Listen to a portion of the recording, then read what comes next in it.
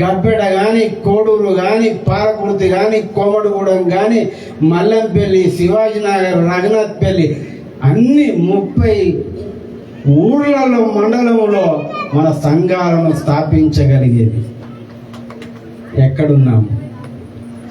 బాధపడద్దు, ఇలా మాట్లాడతాడేంటి అనుకోవద్దు. మన పూర్వీకులు మనకేం నేర్పించారు? ఆంధ్రలో ఏం నేర్పించారనంటే భక్తి నేర్పించుండ్రు, దేవుని భయము నేర్పించుండ్రు, ఇచ్చేది నేర్పించుండ్రు. ఆంధ్రలో ఒక తల్లికి తలుపు లేదండి, తలుపు, గుడిసెకు తలుపు లేదు. ఇలాంటి సభ పెట్టుకుంటే 20,000 ఇచ్చింది. కుక్కలు వచ్చి ఇంట్లో అన్నం తింటాయి. మనకు అన్నీ ఉన్నాయి, ఇస్తాం. మన పూర్వీకులు మన తెలంగాణలో ఏం నేర్పించిందంటే మంచి కూర, మందు. బాధపడద్దు, మనకు అది నేర్పించుళ్ళు. తెలంగాణ అంతా డ్రై, ఎండిపోయిన స్థలాలుగా మిలిగిపోయింది. ఆంధ్రలో రాత్రి 10 గంటల నుంచి ఉదయం 4-5 గంటల వరకు వేలాది మంది కూర్చుంటారండి. దేవుడంటే తప్పించి 6 కిలోమీటర్లు నడుచుకుంటూ వస్తారు. మన తెలంగాణలో మనూరు సంగతి చెప్పట్లే. 30 ఏళ్ళ నుంచి తిరుగుతూ ఉన్నాను ప్రాంతాలు. 20 గ్రామాలకు ఒక సేవకుడు. ఆ సేవకుడు ఇంటికి వస్తే భోజనం పెడితే అరిగేంత వరకు 7 గంటలు ప్రార్థనలో ఉండే సేవకుడు. ఎంత విలువిస్తున్నాం సేవకులకు ఆలోచించండి. ఈ పాట పాడితే ఎంతోమంది సేవకులు వేదిక మీదకి వచ్చి ఏడ్చినటువంటి సందర్భాలు ఉన్నాయి. హల్లెలూయా నాయనా.